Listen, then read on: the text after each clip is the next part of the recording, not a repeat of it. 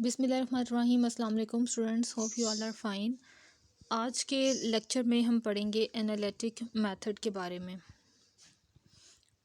It proceeds from unknown to known, ये इसकी definition है एनालिटिक मेथड की। यानी जो रिज़ल्ट हमें नहीं पता उससे हम अपने रिज़ल्ट को प्रोसीड करते हैं उस रिज़ल्ट की तरफ जो नॉन होता है, यानी जिसके बारे में हम जानते हैं। यानी कुछ अननोन इन्फॉर्मेशन को लेके हम नॉन इन्फॉर्मेशन तक अप्रोच करते हैं। एनालिसिस मीन्स ब्रेकिंग अप, यानी छोटे पार्ट्स में उसको डिवाइड करना of the problem in hand so that it ultimately gets connected with something obvious or already known. यानी इस सारे को जो प्रॉब्लम है हमारे पास उसको हम छोटे छोटे पार्ट्स में डिवाइड करते हैं और उस पर थोड़ा सा गौर करते हैं। उसको प्रोसीड करते हुए हम नॉन रिजल्ट की तरफ प्रोसीड कर रहे होते हैं। It is the process of unfolding of the problem or of conducting its operation to know its hidden aspects. यानी इस प्रोसीजर में हम उस रिज़ल्ट के हिडन एस्पेक्ट्स को जो है वो जानने की कोशिश कर रहे होते हैं। Start with what is to be found out, यानी हम स्टार्ट ही इस तरह से लेते हैं कि हमने क्या फाइंड आउट करना है और हम अपने उसी रास्ते को फॉलो करते हुए अपनी फाइंडिंग वाली चीज़ों की तरफ प्रोसीड कर रहे होती हैं। Then think of further steps and possibilities which may connect to the unknown with the known and find out the desired result. In its original sense, the verb to analyze means to loosen or separate things that are together about analysis. यानी उन तमाम चीज़ों को हम separate करते हैं, उनको smaller parts में डिवाइड करते हैं जिन चीज़ों को हम एनालाइज करना चाह रहे हैं। Trondike says that all the highest intellectual performance of the mind is analysis. यानी जो भी माइंड की हायर स्टडीज़ के लिए जहानत की चीज़ों को मैयर करने वाला सबसे जो बेसिक कॉन्सेप्ट है वो हमारे पास है एनालिसिस। इसके प्रोसीजर में जो आपने डाटा लिखना है वो मैं यहाँ से आपको बता रही हूँ। आपने जस्ट ये एग्जांपल 2 लिखनी है, इसी डाटा को आपने प्रोसीजर में एंटर करना है, ठीक है। If A over B is equal to C over D, prove that the following result is equal. The analysis will start from the unknown part of the statement। यानी ये हमारे पास जो गिवन डाटा है ये अननोन है और ये हमें नॉन है कि ये दोनों चीज़ें इक्वल हैं, लेकिन हम इस रिज़ल्ट से ये वाला रिज़ल्ट जो है ये प्रूव करेंगे, ठीक है। This result is to be proved true.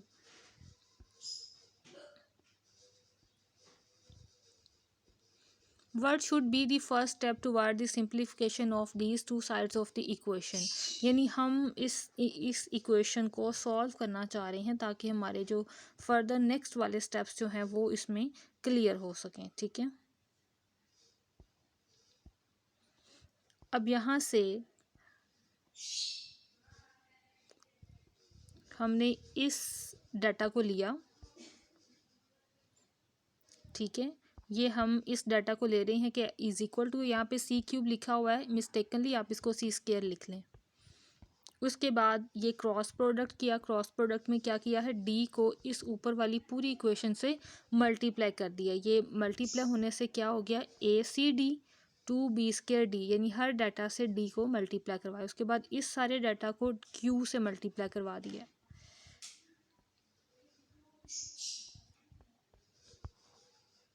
Sorry, यहाँ पर भी मिस्टेकनली, यहाँ पर भी क्यू मिस्टेकनली लिखा हुआ है, यहाँ पर आप बी लिख लें, ठीक है। ये डाटा बी है हमारे पास, तो बी को इस कंप्लीट इक्वेशन से मल्टीप्लाई किया, ये आ गया बी सी स्क्वायर। यहाँ पे क्यूब मिस्टेकनली है, यहाँ पे एक्चुअली स्क्वायर है, -2 बी स्क्वायर डी। ये हमने क्रॉस मल्टीप्लाई करवा लिया। उसके बाद यहाँ से ये दोनों साइड्स पे सिमिलर रिजल्ट्स हैं, ये दोनों रिजल्ट्स यहाँ से कैंसिल हो जाएंगे, ठीक है। ए सी डी और बी सी स्क्वायर ये हमारे पास यहाँ से नीचे आ जाएंगे, ये दोनों रिजल्ट्स यहाँ से कैंसिल हो जाएंगे, ये दो रिजल्ट्स नीचे। अब यहाँ से जो डाटा हमारा कैंसिल हो रहा है उसको हम कैंसिल करेंगे। यहाँ से देखें सी कैंसिल हुआ, यानी सी से डिवाइड करेंगे तो हमारे पास ये डाटा बच जाएगा ए डी, ये आ गया ए डी, और इस साइड पर आ जाएगा बी सी, ये बी सी, ये वाई मिस्टेकनली है, यहाँ पे आप बी सी लिख लें, ठीक है। अब यहाँ पर ये डाटा रह गया ए डी और बी सी, राइट। सी यहाँ पर मल्टीप्लाई हो रहा है और बी भी मल्टीप्लाई हो रहा है, ठीक है। हमें चाहिए ए ओवर बी, सो बी इस साइड पे मल्टीप्लाई है, दूसरी तरफ जाकर डिवाइड हो जाएगा। सेम इसी डेफिनेशन से डी यहाँ मल्टीप्लाई हो रहा है तो दूसरी तरफ जाकर सी से डिवाइड हो जाएगा। ये हमारे पास हमारा रिज़ल्ट बन जाएगा। सो ये हमने यहाँ से प्रूव कर दिया। हमने इनिशियल जो अननोन रिज़ल्ट था जिसे हमें प्रूव करवाना चाह रहे थे, वो हमने उस रिज़ल्ट को लिया और जो गिवन रिज़ल्ट था हमने वो उससे प्रूव कर दिया, ठीक है। ये एक एग्जांपल आपने अपने प्रोसीजर में लिखनी है। नेक्स्ट है merits of the analytic method. It is logical method, it leads to doubts and convinces the learner. यानी ये सीखने वाले को अपनी तरफ कन्विंस करती है। जब वो एक दफ़ा इसमें इन्वॉल्व हो जाता है, एनालाइज करना स्टार्ट करता है, तो उसका इंटरेस्ट ऑटोमेटिकली डेवलप होता जाता है। It facilitates understanding, it also strengthens the urge to discover facts. यानी हकाइक को सर्च आउट करने के लिए ये काफ़ी एनर्जेटिक और अंडरस्टैंडिंग मेथड है। The steps in its procedure are developed in a general manner, no cramming of a fix step and a set pattern is necessitated. यानी इसमें क्रैमिंग मेथड बिल्कुल भी नहीं करना पड़ता। जो बच्चों को कुछ मेमोराइज करना पड़े तो ऐसे कुछ भी इसमें स्टेप्स नहीं होते। Each step has its reason and justification. The student is throughout faced with such questions as how to prove the equality of the two angles. यानी वो खुद एनालाइज कर रहा है और हर तरह के छोटे छोटे क्वेश्चंस का वो खुद ही अपने आप को आंसर देता है बट एनालाइज करने की बात। What are the possible ways of resolving a statement into simpler elements.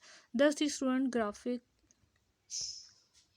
With the problem confidently and intelligently. So जो स्टूडेंट है वो अपनी प्रॉब्लम को बड़े अच्छे से कॉन्फिडेंटली और इंटेलिजेंटली जो है वो डिपिक्ट कर पाता है, बता पाता है। ही gains in comparison and comprehension and skill. यानी उसके पास बहुत सारा मवाद इकट्ठा हो जाता है जब वो एनालाइज कर रहा होता है, वो छोटी छोटी चीज़ों को खुद देख रहा होता है और ख़ुद आंसर कर रहा होता है।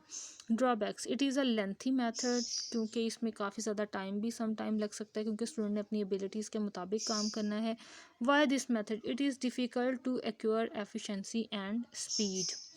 It may not be applicable to all topics equally well. यानी ये सिर्फ साइंसेस मेथड के लिए बेहतर रहता है और बाकी वाले जो आर्ट्स के या जनरल साइंसेस के मेथड्स होते हैं उनमें ये इतना एप्लीकेबल नहीं होता।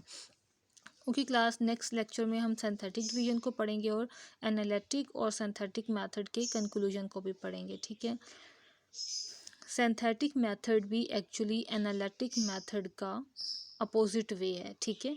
ये नॉन टू अननोन मूव की तरफ मूव करता है। सो फर्स्टली आप ज़रा एनालिटिक मेथड को अच्छे से स्टडी कर लें, उसके बाद हम सिंथेटिक मेथड को स्टडी करेंगे। ओके क्लास, ये था आज का लेक्चर।